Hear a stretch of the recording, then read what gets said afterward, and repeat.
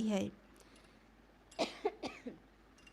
उसी प्रकार गुरु जो है शिष्य को अपने गर्भ में रखकर अर्थात अपने शरण में रख कर के ज्ञान, बोध और विचार से उसका आध्यात्मिक पोषण करता है। उसके अंदर जो विकार है, उसके अंदर जो त्रुटि है, जो कमी है, उसको निकाल करके उसे एक सुंदर आकृति के रूप में उसके जीवन को गढ़ने और छीलने का काम करता है। होता क्या है, जब बच्चा बचपन में होता है, शिशुपन में होता है, तो माँ जो है उसका कितना ध्यान रखती है, नहलाना धुलाना, खिलाना पिलाना, हर तरह से उसका ध्यान रखती है। फिर वो धीरे धीरे बड़ा होता है तो उसके हर तरह की उसकी रक्षा करती है, नहलाने धुलाने और रोग लगने पर औषधि, हर तरह की उसकी रक्षा करती है। उसी प्रकार एक गुरु जो है शिष्य को अपने संरक्षण में रखता है, हर प्रकार की उसकी देखभाल करता है कि कहाँ उससे गलती हो रही है, कहाँ उससे भूल हो रही है और उसे हम कैसे सुधारें, उसके जीवन को हम सुंदर कैसे बनाएं। इस तरह गुरु जो है हर क्षण उसका ध्यान रखता है, उसे संवारने का, उसे सुंदर रूप देने का हमेशा प्रयास ही करता है, ताकि उसके जीवन में किसी भी प्रकार की कमी ना हो, किसी भी प्रकार की त्रुटि ना हो। उसकी गलती पर वो क्षमा भी करता है। यही गुरु का दिव्य रूप है। एक बार की घटना है कि एक जैन आश्रम में बहुत सारे महात्मा रहते थे और उस आश्रम में एक शिष्य जो है गुरु के पास आकर के दंडवत प्रणाम किए और कहने लगे कि गुरुदेव जी, मैं भी आश्रम में रहकर सेवा सत्संग करके अपना उद्धार करना चाहता हूँ, अपना कल्याण करना चाहता हूँ। गुरुदेव जी से प्रार्थना करने लगे। गुरुदेव जी ने कहा कि ठीक है, यदि तुम साधना करना चाहते हो तो यहाँ कुछ नियम है, यहाँ कुछ विधान है, उसका तुम्हें पालन करना पड़ेगा। वह शिष्य जो है उस आश्रम में रहने लगे, लेकिन किसी किसी की कुछ कमियाँ होती है, कुछ खोट होता है किसी किसी में, तो वो क्या करता था, सामान को चुरा लेता था, कभी साबुन तो कभी किसी का पैसा तो कभी किसी का पुस्तक। उसकी थोड़ी सी कमी थी तो और जो महात्मा थे और जो शिष्य थे वे लोग परेशान हो गए कि हर रोज़ कुछ ना कुछ ये करता ही रहता है, कुछ ना कुछ ये इधर का माल उधर करता ही रहता है। वे लोग परेशान हो गए। जब उनसे सहा नहीं गया तो गुरुदेव जी से शिकायत की, गुरुदेव जी ये जो शिष्य है ये हमेशा कुछ ना कुछ गड़बड़ करता ही रहता है, इधर का सामान उधर, उधर का सामान इधर, कभी किसी का सामान रख लेता है, कभी किसी का कपड़ा रख लेता है। ये हमारे आश्रम की बदनामी है। आश्रम में भक्त लोग आते हैं, सज्जन लोग आते हैं, तो जब वे लोग सुनेंगे तो गलत प्रभाव पड़ेगा। आप इसके लिए कुछ नियम बताइए, इसे कुछ सुधारने का प्रयास कीजिए, कुछ युक्ति बताइए। गुरुदेव जी शांत रहें, क्योंकि वो उसकी जीवन की शुरुआती दौर है। वो आश्रम में आए हैं तो उसका शुरुआती दौर था। तो कुछ दिन बाद फिर वो चोरी किए। अब वो पूरे शिष्य एकत्रित हो गए और कहने लगे कि गुरुदेव जी को मतलब इसका शिकायत करना ही पड़ेगा, इसे कुछ न कुछ सजा दिलवाना ही पड़ेगा। गुरुदेव जी से फिर शिकायत किए कि गुरुदेव जी ये तो आज फिर चोरी किए, इसकी चोरी रंगे हाथों हम पकड़ लिए और इसको कुछ ना कुछ सजा देना ही पड़ेगा आपको। गुरुदेव जी कहने लगे कि बेटा ये तो अबोध है, इसे शिक्षा की आवश्यकता है, इसे सहारे की आवश्यकता है। तुम लोगों को साधना करते करते किसी को 10 वर्ष हो गए, किसी को 15 वर्ष हो गए, किसी को 12 वर्ष हो गए। यदि आप लोगों को आश्रम से निकाल भी दूंगा तो तुम लोग कहीं भी रह करके साधना कर सकते हो, कहीं भी रह करके तुम साधना कर सकते हो, भक्ति कर सकते हो। लेकिन इसको सहारे की आवश्यकता है, इसको समझाने की आवश्यकता है। इसको यदि हम निकाल देंगे तो ये भटक जाएगा और भटके हुए को रास्ता दिखाना ये एक संत का कर्तव्य है। इसको सहारे की आवश्यकता है। वो शिष्य जो है गुरुदेव जी के इस वाणी को सुनकर उसे बहुत ग्लानि हुई, बहुत पश्चाताप हुआ। वो रोने लगे, उसके आँखों से अश्रु की धारा बहने लगी और उस अश्रु की धारा में उसकी सारी कमियां निकल गई। उन्होंने संकल्प किया कि आज के बाद मैं चोरी नहीं करूँगा, जो भी मेरे अंदर कमी है उसे निकालने का प्रयास करूँगा और एक सच्चे साधक के रूप में वो अपना जीवन व्यतीत करने लगा। तो ये है एक संतत्व का गुण। एक संत होते हैं, एक गुरु होते हैं, उनके दिव्य गुण से, उनके दिव्य प्रभाव से शिष्य जो होते हैं अपना सुधार कर लेते हैं, क्योंकि वहाँ से हमें जो वात्सल्य मिलता है, जो करुणा का भाव हमें मिलता है, जो क्षमा का भाव हमें मिलता है, उससे हमारे जीवन में निखार आता है। तो जीवन में निखार तभी आएगा जब हमारे अंदर जो त्रुटि है, हमारे अंदर जो कमी है, उसे हमें गुरुजन बता रहे हैं, उसे हम स्वीकार करें, उसे हम निकालने का प्रयास करें, तब जीवन में निखार आएगा। तो इसलिए गुरु जो होते हैं एक माँ की तरह होते हैं। उनके अंदर शिष्य के लिए वात्सल्य, करुणा और क्षमा का भाव उसके अंतःकरण में छुपा होता है। उसे हम जानने का प्रयास करें, उसे हम पढ़ने का प्रयास करें कि गुरु हमारे हितैषी हैं, हमारे शुभचिंतक हैं, और हमारा अहित नहीं चाहते, वो हमारा सुधार चाहते हैं। तो गुरु जो होते हैं एक माँ की तरह होते हैं। और गुरु कैसे होते हैं? एक कुंभकार की तरह। कुंभकार जब घड़ा बनाता है तो पहले मिट्टी को वो पूरी तरह पानी से भिगो करके उसे नरम बनाता है, कोमल बनाता है। उसमें थोड़ा भी कंकड़ हो तो उसे निकाल देता है, फिर उसे चाक पर रख करके उसे सुंदर आकृति देता है, एक घड़े की आकृति देता है। और घड़े की आकृति देते समय वो क्या करता है, एक हाथ को घड़े के अंदर और एक हाथ को घड़े के बाहर, वो बाहर से सहारा देकर अंदर से उस घड़े को पीटता है, उसे आकृति देने के लिए, ताकि उस घड़े में किसी भी प्रकार के उसमें खोट ना हो। उसी प्रकार गुरु होते हैं, वो हमें बाहर से डांटते हैं, फटकारते हैं, हमारी गलतियों पर डांटते फटकारते हैं। वो हमें एक सुंदर आकृति देना चाहते हैं। जैसे कुंभकार मिट्टी को एक सुंदर आकृति देकर एक घड़ा बनाते हैं, उसी प्रकार गुरु जो होते हैं शिष्य को एक सुंदर आकृति देना चाहते हैं। उसके जीवन में किसी भी प्रकार के विकार न हो, किसी भी प्रकार के खोट न हो, उसे निकालने के लिए वो बाहर से हमें डांटते हैं, फटकारते हैं। हमारे गलतियों को निकालने के लिए हमें एक सहारा देते हैं, सुझाव देते हैं कि बेटा तुमसे यहाँ तुमसे गलती हो रही है, तुमसे यहाँ भूल हो रही है, सेवा में कमी है, साधना में कमी है, तुम्हारे पढ़ाई लिखाई में कमी है, ध्यान चिंतन में कमी है। हमारी कमी को लखाते हैं ताकि हम ध्यान के क्षेत्र में, साधना के क्षेत्र में हम आगे बढ़ सकें। तो गुरु जो होते हैं वो हमारे अंदर जो कमी है उसे निकालने का प्रयास करते हैं। हर मनुष्य के अंदर एक बहुत बड़ी कमी होती है अहंकार। अहंकार के कारण आदमी जो है अपने न व्यवहारिक क्षेत्र में वो सही व्यवहार कर पाता है और न परमार्थिक क्षेत्र में उसका व्यवहार बिगड़ता है और उसका परमार्थ भी बिगड़ता है, केवल अहंकार के कारण।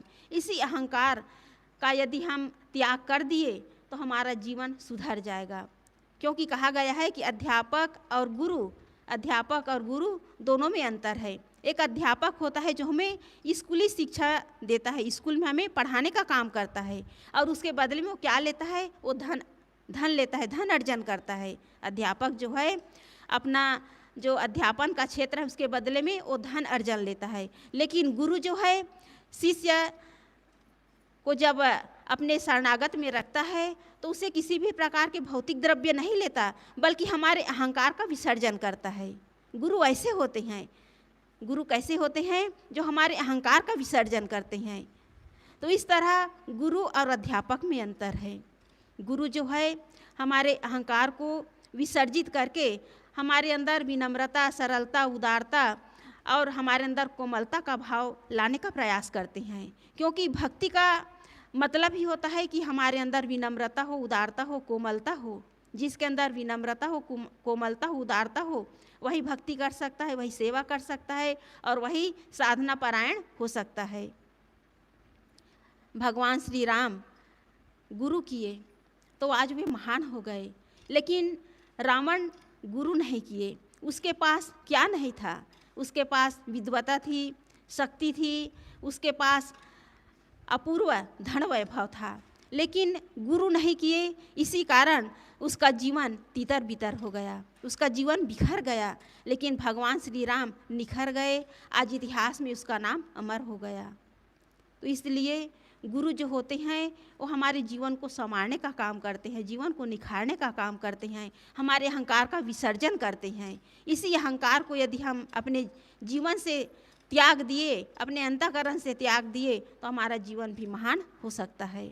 इसलिए गुरु हमें टोकते हैं, हमें डांटते हैं, फटकारते हैं, तो हमारे अहंकार को निकालने के लिए, हमारे अहंकार का विसर्जन करने के लिए। एक घटना है, एक मूर्तिकार जो है मूर्ति बनाता था और उसे बाजार में ले जा कर के बेचता था और उसी से उसका जीवन निर्वाह चलता था। उसका एक छोटा सा बालक था, वो भी होता क्या है, यदि बाप जो है, पिता जो है कारीगर का काम करता हो, मिस्त्री का काम करता हो, तो बेटा भी वो सीख जाता है। तो उसका बेटा भी मूर्ति बनाने का काम धीरे धीरे सीखने लगा, क्योंकि वो रोज़ देखता था, उसके पिताजी मूर्ति बनाते थे, उसको वो रोज़ देखता था, तो भी मूर्ति बनाने का काम वो भी सीख गया।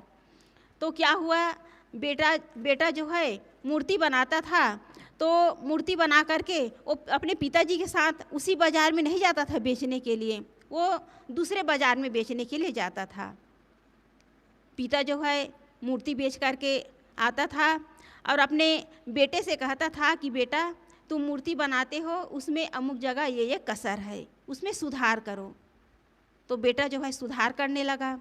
अब बेटा जो मूर्ति बनाता था उसकी मूर्ति ज़्यादा कीमत में बिकने लगी और पिताजी की जो मूर्ति है वो 1 रुपये में ही बिक रही थी। शुरू से वो 1 रुपये में ही बेचते आ रहे थे और उसका बेटा जो मूर्ति बनाता था उसमें परिवर्तन होने लगा, उसका मूल्य जो है, मूर्ति का मूल्य बढ़ने लगा और यह रोज़ का सिलसिला था। उसका बेटा जो है मूर्ति बना कर के आता था और खुशी से कहता था कि पिताजी, आज मेरी मूर्ति और ज़्यादा रुपये में बिकी है, उसका मूल्य और बढ़ गया। और उसके पिताजी हर दिन वो मूर्ति बनाता था तो उसके पिताजी हर दिन टोकते थे कि बेटा, इसमें ये कसर है, इसे सुधारो। रोज़ यही सिलसिला चलता था। तो एक दिन उसका बेटा कहने लगा कि पिताजी, मेरी मूर्ति 5 रुपये में बिक रही है और आपकी मूर्ति 1 रुपये में, फिर ये बार बार मुझे टोकते क्यों हैं आप? बार बार मुझे ये कमी और कसर क्यों बताते हो? तो उसके पिताजी कहने लगे कि बेटा, मेरी मूर्ति 1 रुपये में बिक रही है, तुम्हारी मूर्ति 5 रुपये में, तुम उन्नति पर हो और तुम्हें यदि मैं कमी और कसर बता रहा हूँ तो तुम्हारे अंदर किसी भी प्रकार का अहंकार ना आए कि मैं अपने पिता से आगे बढ़ गया। तुम्हारे अहंकार को मैं मिटाने के लिए, तुम्हारे अंदर जो किसी भी प्रकार के अभिमान ना हो, किसी भी प्रकार के गुरूर ना हो, इसी को बताने के लिए मैं तुम्हें हर रोज़ टोकता हूँ, हर रोज़ तुम्हें कमी और कसर बताता हूँ। मुझे आज तक गुरु नहीं मिला, इसी कारण मेरी मूर्ति 1 रुपये में ही बिक रही है और 1 रुपये में ही बिकेगी, क्योंकि मुझे गुरु नहीं मिला और आज तुझे पिता तुल्य गुरु मिला है। इसलिए तुम्हारे जो कला है उसमें निखार आ रहा है। तो इस तरह गुरु जो होते हैं वो हमारे जीवन को निखारने का काम करते हैं। तो इस तरह गुरु जो होते हैं वो हमारे जीवन के एक एक कमजोरी को, एक एक कमी को देख कर के उसे निकालने का प्रयास करते हैं। यही है गुरु के दिव्य स्वरूप, यही है गुरु के दिव्य ज्ञान, उसके दिव्य गुण, उसके दिव्य लक्षण। इसे हम कभी ना भूलें।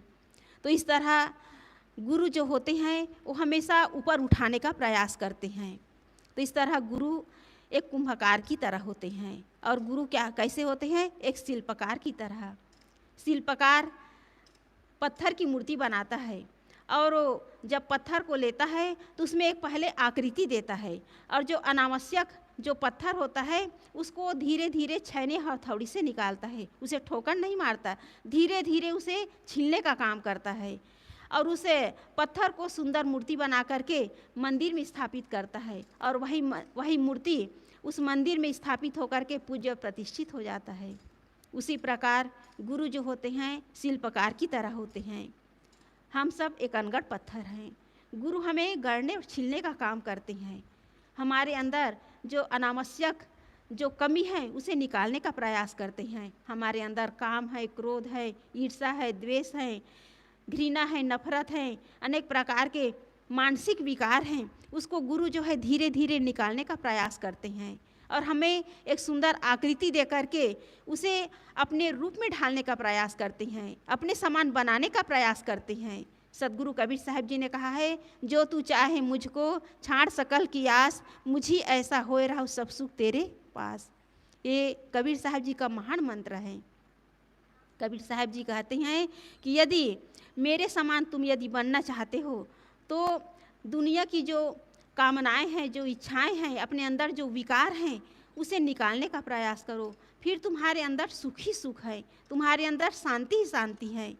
तो इस तरह गुरु जो है हमें एक गढ़ने और छीलने का काम करते हैं। हमारे अंदर जो अनावश्यक बातें हैं, अनावश्यक जो त्रुटि हैं, उसे निकालने का प्रयास करते हैं। तो हमारे ऊपर गुरु का अनंत उपकार है। इसलिए कहा गया है कि गुरु की महिमा अनंत है, अनंत किया उपकार, लोचन अनंत उघारिया, अनंत दिखावन आर। ऐसे गुरु के शरण में आकर हम अपने जीवन को निखारने का प्रयास करें, अपने जीवन को हम ऊपर उठाने का प्रयास करें, क्योंकि जीव अनादिकाल से बंधनों में ही जकड़ा हुआ है। एक और विषयों की आसक्ति है, सांसारिकता के प्रति आसक्ति है, और दूसरी तरफ भ्रांतियां हैं। इसी में जीव उलझा हुआ है और इसी का बंधन जीव के ऊपर मढ़ा हुआ है, आवरण की तरह उसके अंतःकरण में मढ़ा हुआ है। और इसी इच्छा, वासना, कामना के कारण, भ्रांतियों के कारण जीव जो है जन्म मरण के चक्कर में पड़ा हुआ है। तो सद्गुरु जो होते हैं इन्हीं बंधनों से अपने शिष्य को ऊपर उठाने का प्रयास करते हैं, इन बंधनों से मुक्ति दिलाने का प्रयास करते हैं, बंधनों को काटने का प्रयास करते हैं। ये बंधन ही दुख का कारण है। दुख का कारण क्या है? ये बंधन ही है। बंधन है तब तो हम जन्म ले रहे हैं, फिर शरीर छोड़ रहे हैं, फिर जन्म ले रहे हैं, फिर शरीर छोड़ रहे हैं। ये सिलसिला हमेशा जारी रहेगा। जब तक जीव जो है अपने स्वरूप को नहीं जानेगा, अपने शुद्ध चेतन स्वरूप का जब तक उसे बोध नहीं होगा, तब तक इस जन्म मरण का प्रवाह जारी रहेगा। तो सद्गुरु जो होते हैं वो बंधन छुड़ाने का काम करते हैं। एक बार क्या हुआ, एक पंडित जी जो है राजभवन में कथा कह रहे थे, उनका कथा चल रहा था, कई दिनों तक उसका कथा चल रहा था। राजभवन में रानी माँ जो है वो बाहर जाती नहीं है, पहले के जो राजमाताएं थी बाहर नहीं जाती थी। तो कथा कहने के लिए राजा साहब जो है पंडित जी को राजभवन में आमंत्रित किए। पंडित जी जो है कथा कहते थे और अंतिम में कहते थे, राम कहते बंधन छूटे। पंडित जी जितने भी श्रोता बैठे रहते थे उनसे यही मंत्र रटवाते थे कि राम कहते बंधन छूटे। और पंडित जी ये मंत्र उच्चारण करके जब अपनी व्यास गादी से उठ करके राजभवन से बाहर निकलते थे, तो उस कथा स्थल से बाहर निकलते थे तो बाहर पिंजड़े में एक तोता था, और वो तोता गुस्से से कहता था कि यू रे पंडित, यू मत कहो रे पंडित झूठे। वो तोता जो है पंडित से कहता था कि यू मत कहो रे पंडित झूठे। पंडित जी को गुस्सा आता था कि इतने सारे श्रोता हैं, ये लोग सुनेंगे तो क्या कहेंगे, और रानी साहिबा क्या कहेंगी, क्या सोचेंगी, और ये तोता जो है मुझे ये उटपुटांग बोलता कैसे है। रोज का यही क्रम था, रोज पंडित जी कथा कह करके वहाँ से निकलते थे और तोता पंडित जी को गुस्से में कहते थे कि यूँ मत कहो रे पंडित झूठे। पंडित जी परेशान हो गए, कुछ ना कुछ उपाय सोचना पड़ेगा। फिर पंडित जी जो है अपने गुरु महाराज को बताए कि गुरु महाराज जी बात ऐसी ऐसी है, ये तोता जो है हमेशा मुझे ऐसे ही कहता है, और कथा में कितने लोग यहाँ आए रहते हैं, सुनते हैं। तो गुरु महाराज ने कहा ठीक है, मैं तोता के पास जाता हूँ और पूछता हूँ कि बात क्या है। गुरु महाराज तोते के पास गए, कहने लगे कि तोता तुम ऐसा क्यों कहते हो, ऐसी क्या बात है कि तुम गुस्से में आकर पंडित जी को ये सब बोलते हो कि यूँ मत कहो रे पंडित झूठे, इसके पीछे कारण क्या है।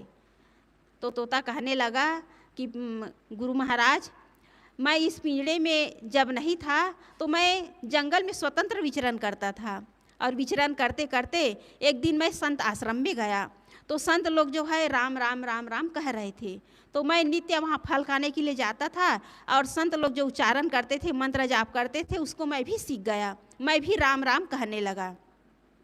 तो एक दिन क्या हुआ, एक संत जी जो है मुझे पकड़ लिए और पिंजड़े में बंद कर लिए।